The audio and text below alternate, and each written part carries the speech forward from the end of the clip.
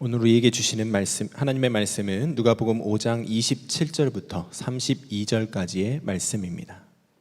그 후에 예수께서 나가사 레위라 하는 세리가 세관에 앉아 있는 것을 보시고 나를 따르라 하시니 그가 모든 것을 버리고 일어나 따르니라.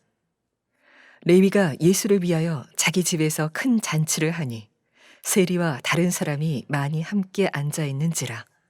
바리새인과 그들의 서기관들이 그 제자들을 비방하여 이르되 너희가 어찌하여 세리와 죄인과 함께 먹고 마시느냐. 예수께서 대답하여 이르시되 건강한 자에게는 의사가 쓸데없고 병든 자에게라야 쓸데있나니 내가 의인을 부르러 온 것이 아니요 죄인을 불러 회개시키러 왔노라. 여러분 안녕하십니까? 부산제일교회 정찬석 목사입니다.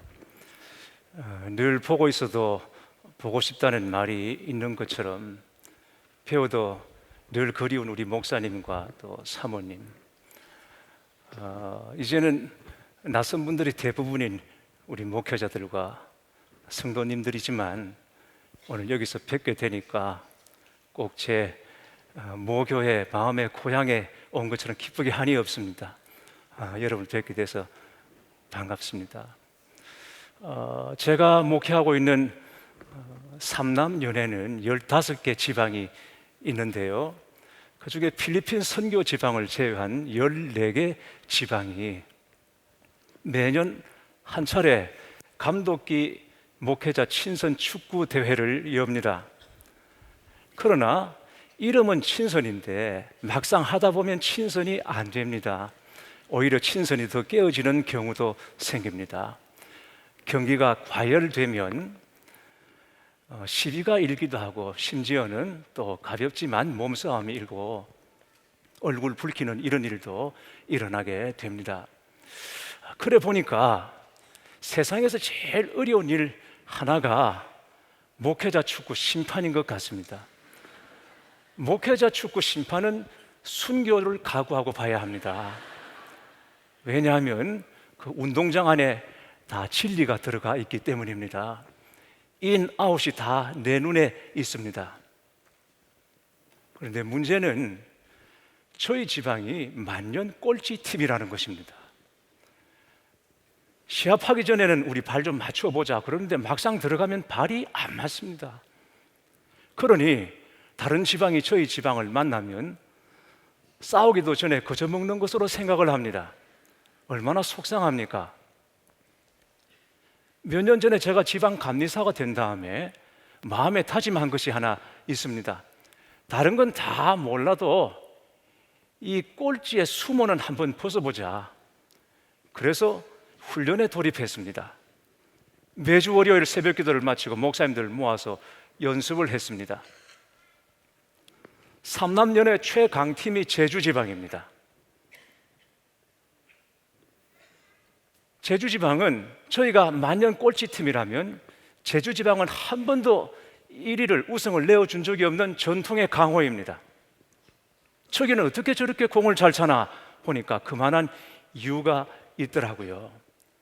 저희는 기껏해야 그저 일주일에 한 번 모여서 연습을 하는 정도이지만 제주지방 목사님들은 거의 매일 아침에 공을 찬다는 것입니다. 뿐만 아니라 대회는 하루 일정이지만 제주지방은 최소 3일입니다. 오는데 하루, 시합 당일 하루, 그리고 돌아가는데 하루입니다. 그러니 이분들은 시합에 임하는 각오가 남다를 수밖에 없습니다.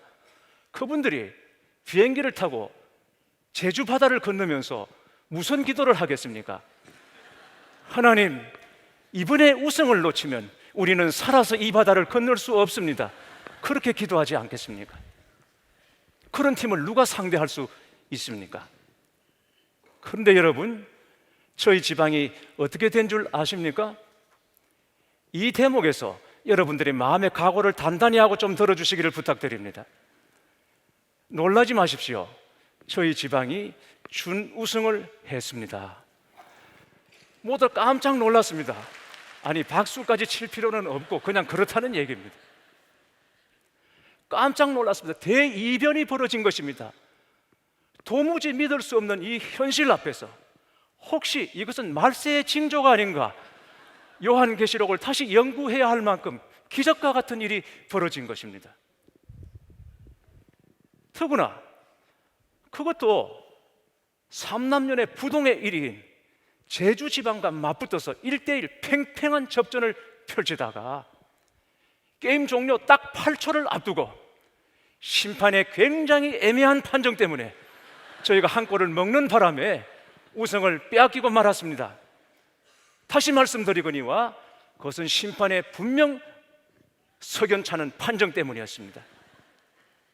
하지만 기뻤습니다. 우승이면 더 좋았겠지만 만년 꼴찌를 숙명처럼 여기고 있던 차에 준우승이라니 그렇게 좋을 수가 없었습니다. 마치 제가 큰 업적을 이루어낸 것처럼 흥분했습니다. 경기를 마치고 차를 몰고 돌아오는 길에 저도 모르게 흥얼흥얼 콧노래가 나왔습니다. 바로 그때 예리한 칼처럼 제 마음을 찌르는 생각이 있었습니다. 내가 주님 때문에 이렇게 기뻐하고 있는가? 그 생각은 제 마음을 살피시는 성령님의 음성이었습니다. 내가 고작 축구 준우승하고 이 흥분하는 만큼도 주님을 사랑하고 있지 못한 것이 아닌가? 내가 이렇게 들뜨고 흥분했던 것이 주님으로 인하여 내가 흥분하고 들떴던 것이 도대체 언제였던가? 주님을 향한 제 사랑에 문제가 있음을 알았습니다. 이 일로 저는 한동안 심각했고 회개했고 기도했습니다. 사랑하는 형제 자매 여러분, 지금 성령님께서 여러분의 마음을 살피시고 물으신다면 어떻게 대답하실 수 있겠습니까? 여호와로 인하여 기뻐하는 것이 너희의 힘이니라 하셨는데 여러분은 주님을 기뻐하고 계십니까? 어떤 이유나 어떤 조건이 있어서가 아니라 그냥 주님이시니까 주님이어서 여러분은 주님을 사랑하십니까? 여러분 믿음과 여러분의 삶의 모든 이유가 오직 주님 사랑이십니까? 오늘 본문은 예수님께서 레위를 제자로 부르시는 장면입니다. 마가복음 2장 14절에는 이 레위를 알페오의 아들 레위라고 했고 마태복음 9장 9절에는 우리에게 익숙한 이름 마태라고 소개하고 있습니다. 직업은 세리였습니다. 그가 세관에서 일을 하고 있는 중 예수님께서 오셔서 나를 따르라 하심으로 제자가 되었습니다. 그는 예수님의 제자가 되고 난 다음에 예수님을 집에 모시고 잔치를 벌였습니다. 여러분, 이게 중요한 것입니다. 제자로 부르심을 받고 예수님을 위하여 잔치를 열었다는 것. 예수님께서 제자들을 부르실 때 제자들의 반응은 제각각이었습니다. 즉시 따르니라 혹은 먼저 가서 아버지를 장사하게 허락하옵소서. 그러자 예수님께서 죽은 자들이 그들의 죽은 자를 장사하게 하고 너는 나를 따르라 다그치기도 하셨습니다. 그러나 제자로 부르심을 받고 주님을 위하여 잔치를 베푼 사람은 레위가 유일합니다. 레위는 이 일로 인하여 자기가 받게 될 후환이 무엇인지 모르지 않습니다. 역시나 잔치 중에 바리새인 서기관들이 들고 일어나 비난하고 공격하기 시작합니다. 그들은 이 문제를 금식 논쟁으로 끌고 가려 했습니다. 그렇다면 주님의 부르심을 받은 것이 이 모든 어려움들을 감수하고 잔치를 열 만큼 그리 대단한 일인가? 실상 예수님의 제자가 된다는 것은 유대인들의 표적이 되고 공공의 적이 되는 것이나 다름없습니다. 그게 아니어도 여러분 생각해 보십시오. 한창 일을 해야 할 건장한 남자들, 멀쩡한 남자들이 밤낮대로 몰려다니면서 하나님 나라 운운하며 알아들을 수 없는 얘기들만 하고 다니고 있으니 이들을 바라보는 유대 일반의 시선이 어떠했겠습니까? 사회 부적응자들 아니면 한량들처럼 보이지 않았겠습니까? 그럼에도 불구하고 레위는 모든 것을 버려두고 주님을 따랐고 그리고 잔치를 베풀었습니다. 왜 그랬을까요? 자기 직업에 환멸을 느끼고 있던 차에 새로운 출구를 찾았기 때문이겠습니까? 물론 세리는 죄인의 대명사로 여겨졌고, 그리고 창기와 동급으로 여겨졌던 것이 사실입니다. 그러나 그렇다 하더라도 세리라는 직업은 쉽게 던져버릴 수 있는 자리가 아닙니다. 당시 세리는 개인 사업자와 같았습니다. 로마 당국은 공개 입찰 형식으로 세리를 뽑았습니다. 가장 높은 입찰가를 제시하는 사람에게 낙찰을 주는 형식으로. 그래서 세금 징수권을 받는 것입니다. 먼저 자기 투자가 있는 사업인 것입니다. 그런 마당에 남들이 멸시한다고, 손가락질한다고 쉽게 버릴 수 있는 자리겠습니까? 여러분도 그렇지 않습니까? 일을 하다 보면 싫은 소리도 듣고 험한 꼴도 당하고 못해 먹겠다, 내가 당장 때려친다, 그래도 오늘 그 일을 다시 하고 있는 것처럼 싫어도 해야 하고 욕을 먹어도 해야 하는 것이 세리입니다. 그렇다면 이 레위의 이 결단은 무엇으로 설명할 수 있겠습니까? 오늘 본문 바로 앞에 두 가지 치유 기사가 나옵니다. 나병 환자와 중풍병자가 고침받은 일입니다. 이들이 예수님을 만나 치유를 받았습니다. 사실은 이 사람들은 전혀 희망이 없는 사람들입니다. 곧장 죽든지 당장 죽지는 않아도 천형처럼 살다가 죽는 병입니다. 그런데 예수님을 만나서 그 병에서 고침을 받고 새로운 삶을 살게 된 것입니다. 일어날 수 없는 일이 일어난 것입니다. 이런 걸 뭐라고 말합니까? 기적이라고 말합니다. 그런데 이 두 치유 사건 바로 다음에 오늘 레위가 주님을 만나는 사건이 3종 콤보로 이어지고 있습니다. 여기에는 도대체 무슨 개연성이 있는 것일까요? 고침받을 수 없는 나병 환자, 중풍병자가 주님으로 인하여 치유를 받고 새로운 삶을 살게 된 것이 기적이라면, 철저하게 버려졌고 하나님 나라에서 마저 배제되었던 죄인 중에 죄인이 주님을 만나 제자로 부르심을 받은 것 또한 기적 중에 기적이라는 것입니다. 레위라는 이름은 하나님의 선물이라는 뜻입니다. 마태는 신실한 사람이라는 의미를 가지고 있습니다. 자기는 사람들의 멸시와 경멸 속에 살다가 그렇게 죽어갈 인생인 줄 알았습니다. 그런데 주님을 만나고 보니까 내가 사람들의 멸시와 경멸을 받으며 죽을 인생이 아니라 하나님의 선물 같은 존재로 내가 지음을 받았고, 이제 죄를 벗고 거룩하고 신실한 하나님의 사람이 되어서 하나님의 나라와 이 복음을 수종전는 자로 부르심을 받았구나.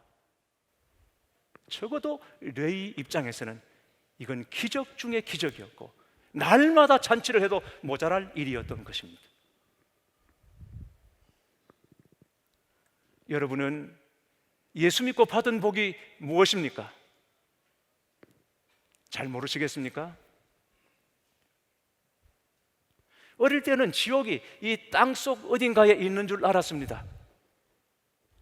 저는 지옥이 어딘지는 모르나 지옥 가는 길은 알고 있습니다. 누구라도 예수 없이 지금 가던 길을 쭉 가다 보면 마지막에 다다르게 되는 곳이 지옥입니다. 미국에서는 사형수들에게 형 집행 직전 마지막에 그들이 원하는 음식을 먹을 수 있게 배려해 준다고 합니다.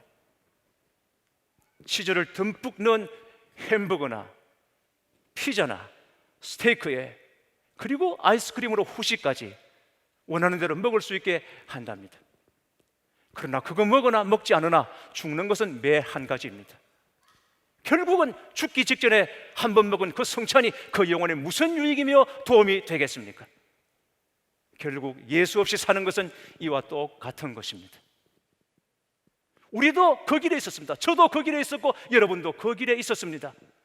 그럼에도 불구하고 그 길에서 우리는 날마다 죄를 먹고 마시며 살아가고 있음에도 불구하고 전혀 우리 자신을 알지 못했죠.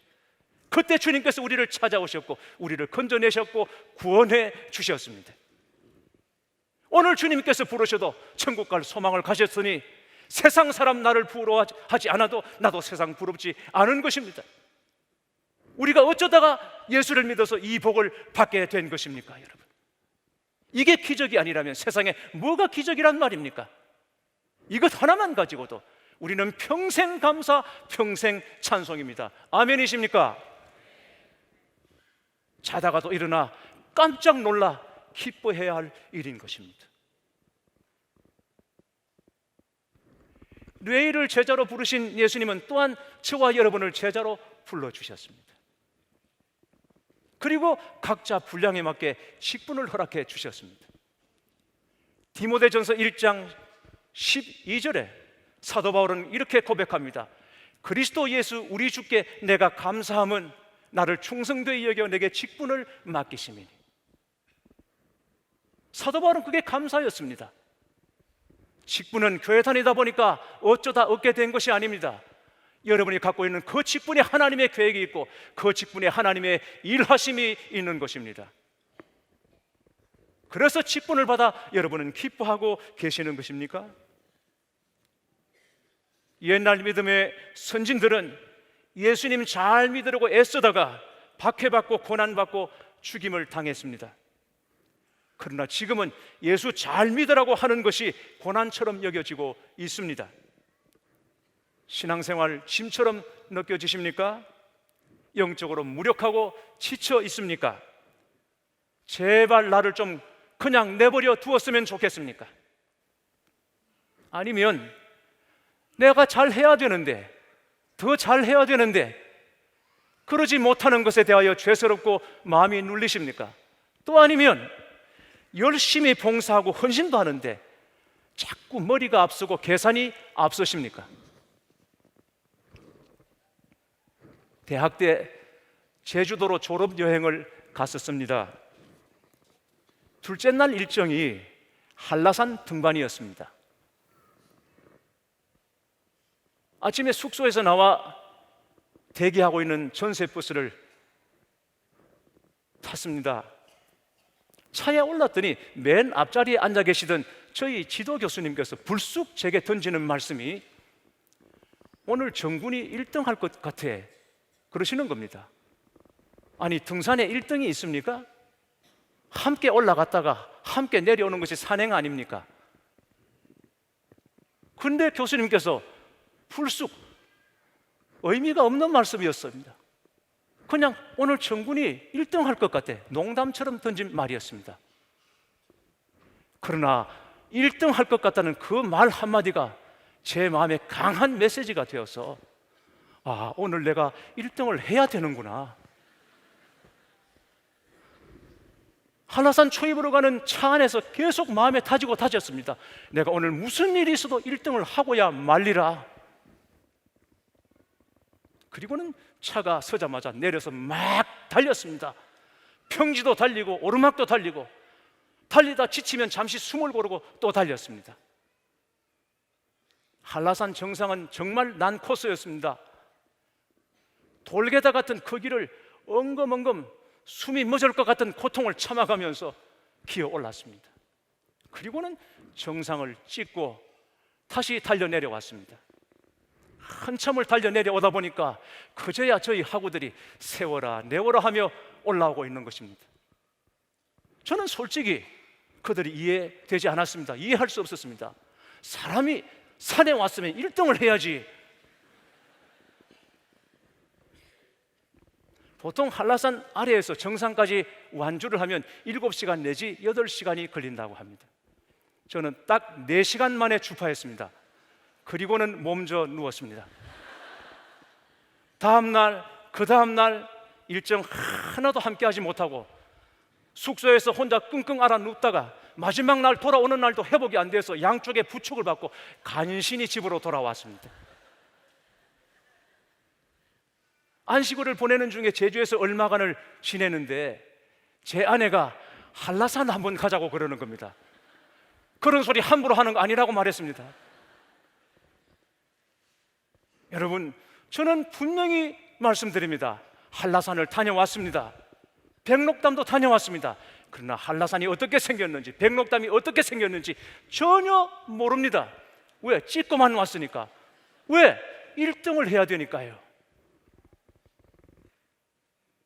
바보같이 미련한 행동이었지만 그래도 우리를 움직이는 것은 의미와 뜨거움이라는 것이 아니겠습니까? 생각해 보십시오.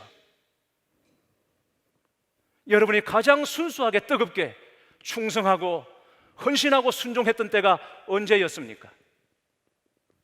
용서할 수 없을 것 같은 사람을 용서하고 힘에 겨운 헌신을 하고도 그게 힘든 줄 몰랐고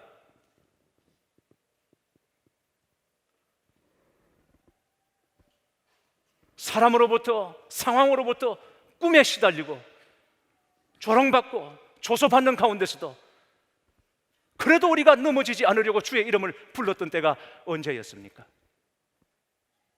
내가 그걸 의미로 여겼고 내 속에 뜨거운 것이 있을 때가 아니었습니까? 그 의미와 그 뜨거움이 사랑 곧 처음 사랑인 것입니다. 레위를 움직인 것이 그 사랑이었듯이 또한 그 사랑이 저와 여러분을 강권하여 여기까지 오게 하신 줄 믿습니다. 에베소 교회는 칭찬거리가 아주 많은 교회였습니다. 무엇보다도 초대교회를 뒤흔들었던 이단을 식별해내고 교회 안에서 끊어내는 용기 있는 일들을 했습니다. 그것 외에도 칭찬할 것들이 굉장히 많은 교회였지만 이 교회에 치명적인 문제가 하나 있었는데 그것은 처음 사랑을 잃어버렸다는 것입니다. 도둑질을 한 것도 아니고 간음을 한 것도 아니고 그저 사랑 하나 잃어버렸을 뿐인 것입니다. 그런데 사랑 하나 잃어버린 것 때문에 그 많은 칭찬거리들이 하나도 칭찬이 되지 못할 뿐 아니라 과연 이게 하나님의 교회인가 의심을 해야 할 만큼 심각한 문제였던 것입니다. 고작 사랑 하나라고 말하겠지만 그 사랑 하나 없어진 것이 결국은 모두를 잃은 것과 똑같은 것입니다. 그러므로 우리가 찾아야 할 것은 열심이나 충성이나 헌신 이전에 먼저 처음 사랑일지 모릅니다. 왜냐하면 사랑 아니면 비록 우리가 산을 옮길 만한 일을 했다 하더라도 결국 울리는 꽹과리에 불과할 것이기 때문입니다. 그러므로 내가 이걸 하겠다, 뭔가를 하겠다, 무엇을 이루겠다 말하기 전에 먼저 사랑을 점검해야 할 것입니다. 그 사랑이 어디 있습니까? 오늘 말씀을 잘 보십시오. 레위가 먼저 주님을 찾은 것이 아니라 주님이 먼저 레위를 찾아오셨습니다. 불러주셨고 제자 삼아 주신 것입니다. 그렇습니다, 여러분. 언제나 주님이 먼저입니다. 우리에게도 마찬가지입니다. 우리가 어떻게 예수를 믿었습니까? 내가 믿기로 결단했기 때문에 아닙니다. 믿음은 모든 사람의 것이 아니라고 했습니다. 그런데 그 믿음을 우리에게 주셨기 때문에 예수님을 나의 주와 구세주라고 부를 수 있게 된 것이 아니겠습니까? 우리가 어떻게 이 은혜를 누리고 있습니까? 내가 노력했기 때문에, 찾고 구했기 때문에 그럴 수도 있겠지만 결국은 하나님께서 값없이 주신 은혜로 우리가 살고 있는 것이 아니겠습니까? 여러분께서 기도 많이 하고 사신다고 해도 여러분이 기도하는 만큼만, 딱 그만큼만 사신다면 우리는 행여자 신세를 면치 못할 것입니다. 왜 그렇습니까? 우리 기도는 하나님의 기준에 턱없이 모자라기 때문입니다. 그럼에도 불구하고 하나님은 아낌없이 부어주시는 것입니다. 예수님과 행복한 동행, 우리 입장에서는 행복하겠지만 예수님의 입장에서는 이것 역시 십자가일 수 있습니다. 아이들 데리고 걸어보십시오. 그 보조를 맞추는 일이 쉬운 일이 아닙니다. 그러나 십자가를 기뻐하신 주님은 그런 우리와 함께 손을 잡고 걷는 것을 기뻐하고 계십니다. 언제나 먼저이십니다. 구원도 먼저, 믿음도 먼저, 은혜도 먼저 다가와 우리에게 허락해 주시는 것입니다. 그 앞에 우리는 그저 우리 마음을 내어놓고, 있는 그대로 내어놓고 주님을 구할 뿐인 것입니다. 사랑을 잃어버리고도 잃은 줄도 모르고 살았던 이 내 현실에 대하여, 사랑을 잃어버리고도 그것을 대수롭지 않게 여겼던 이 무지한 마음에 대하여, 사랑을 잃어버리고 사랑 아닌 다른 것으로 그것을 대신하려고 했던 이 완악함에 대하여 먼저 주님 앞에 회개하고 주님을 구하는 것입니다. 주님, 다시 찾아와 주시옵소서.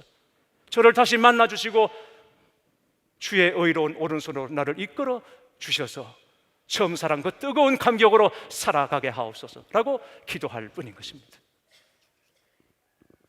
저희 교회는 매년 성탄절 새벽에 새벽 첫 버스 전도를 합니다. 차고지에 가서 출발하는 버스에 올라 기사님들과 승객들에게 성탄 인사를 전하고 찬양하고 그리고 준비한 작은 선물을 전해드립니다. 재작년 성탄절은 몹시 추웠습니다. 꽁꽁 얼어서 돌아온 우리 성도님들 그냥 돌려보내기가 못해서 교회 근처 감자탕 집으로 모시고 갔습니다. 갔더니 식당 안에 30대 초중반으로 보이는 남자 3명이 술이 떡이 되어서 소란을 떨고 있었습니다. 벌써 술을 얼마나 마셨는지 술병이 뒹굴고 입에서 나오는 말 거의 전부가 욕이었습니다. 개, 소, 돼지, 닭 거의 식당 안이 동물원이에요. 여성도님들 계신데 민망하지 않습니까? 그런데 어디 그 시간에 문을 연 데도 없고 하는 수 없이 들어가서 주문을 했는데 잠시 후에 음식이 나와 기도를 해야 되는데 제 마음에 확신이 들기를 기도하려고 눈을 감는 순간 뼈다귀나 국물이 날아올 것 같다는 확신이 드는 겁니다. 왜? 교회는 무조건 싫다는 사람들이 있거든요. 들어갈 때 표정이 벌써 안 좋았습니다. 저희가 들어갈 때. 그래서 눈을 감는 순간 뼈다귀나 국물이 날아올 것 같다 이 확신이 드는데 그렇다고 부목사님이나 전도사님께 기도를 넘길 수가 없지 않습니까? 제가 했습니다. 하는데 기도하기 전에 그 중에서 가장 거칠어 보이는 한 남자에게 먼저 양해를 구했습니다. 우리는 요 앞에 교회 성도들이고 저는 목사입니다. 이만저만해서 왔는데 제가 기도하려고 하는데 기도 좀 해도 될까요? 그랬더니 이 사람이 순순히 기도해도 좋다고 허락을 해주는 겁니다. 그래서 제가 허락을 받고 그래도 짧게 기도를 했습니다. 짧게 기도하고 무슨 봉변을 당하지 않나 우리 성도님들 눈칫밥을 먹고 있는데 하나둘 나가더니 다 갔습니다. 긴장을 풀었습니다. 그런데 나갔다가 채 몇 분이 되지도 않아서 저한테 기도해도 좋다고 허락했던 그 사람이 다시 들어온 겁니다. 네, 이럴 줄 알았다. 순순히 갈 리가 없지. 그 짧은 순간에 제 속에서 5만 가지 생각이 드는 겁니다. 이 사람이 행패를 부리면 우리 성도들을 어떻게 보호해야 되나? 내가 어떻게 대처해야 되나? 5만 가지 생각이 드는데 그러는 사이에 이 사람이 비틀비틀 제 앞으로 걸어 들어오는 겁니다. 그리고는 제 앞에서 하는 말이 목사님, 죄송합니다. 사실은 저도 예수 믿는 사람이었습니다. 어쩌다 보니까 제가 이렇게 됐습니다. 살다 보니까 제 꼴이 이렇습니다. 목사님 죄송합니다. 저도 오늘부터 새로 시작해 보겠습니다.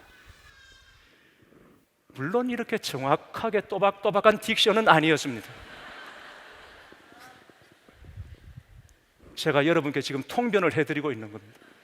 그러나 내용은 그대로입니다. 어쩌다 보니까 살다 보니까 이 꼴이 됐다. 죄송하다고 다시 시작해 보겠다. 그리고는 손에 든 상자 하나를 제게 건네는데 케이크 상자였습니다. 그 새벽에 어디서 그걸 샀겠습니까? 전날 가족들 주려고 샀다가 술이 그 지경이 됐으니 들어가지 못하고 저희들 먹으라고 내놓은 겁니다. 그날 아침에 저는 알았습니다. 재작년 성탄절에는 우리 주님께서 피곤하고 지치고 비루한 한 젊은 영혼을 만나 주시기 위해서 그렇게 찾아오셨다는 사실을 알았습니다. 여러분, 주님이 우리를 찾아오시고 만나시는 방식은 그렇습니다. 우리도 알지 못하는 사이에 우리 지친 영혼을, 피곤한 영혼을 만나 주시고 회복시켜 주시기 위해서 우리에게 오시고 말 건네주시고 손잡아 주시는 것입니다.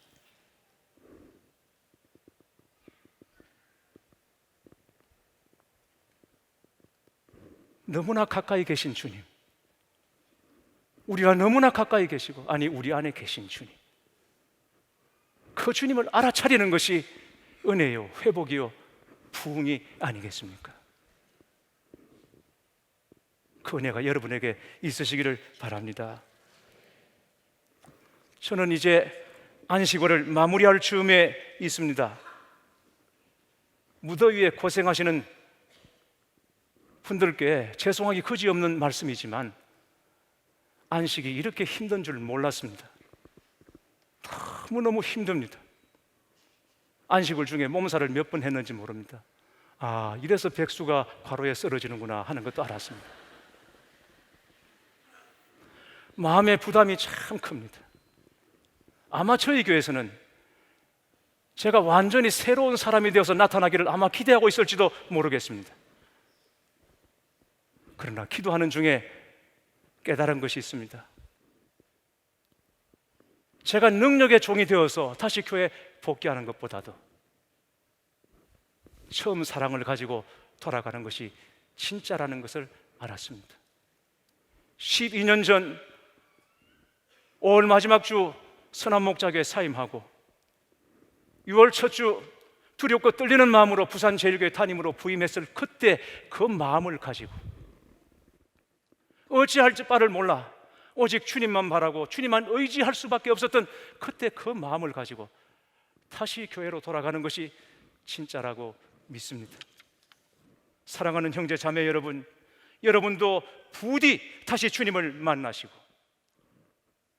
처음 사랑과 뜨거움을 회복하시고 레위처럼 여러분 자신에게도 다른 사람들에게도 하나님의 선물과 같은 존재로 살아가실 수 있기를 주님의 이름으로 축원합니다. 기도합시다.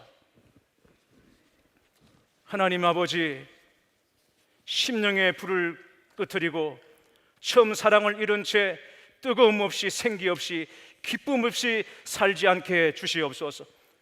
혹시라도 저희가 그 지경에 있으면서 알지 못하고 있다면 저희의 무지함, 연약함을 용서해 주시고 불쌍히 여겨 주옵소서. 이 시간에 구하옵나니 다시 찾아와 주시고 회복시켜 주옵시고 불을 주시옵소서. 뜨겁게 하여 주옵소서. 처음 사랑으로 충만케 하여 주옵소서. 그 불같은 사랑으로 시련도 이기고 고난도 이기고 약함도 이기고 자신과 그리고 모두에게 하나님의 선물과 같은 사람으로 살게 해 주옵소서. 다시 살게 하옵소서. 처음처럼 살게 해 주옵소서. 우리 주 예수 그리스도 이름으로 기도하옵나이다. 아멘.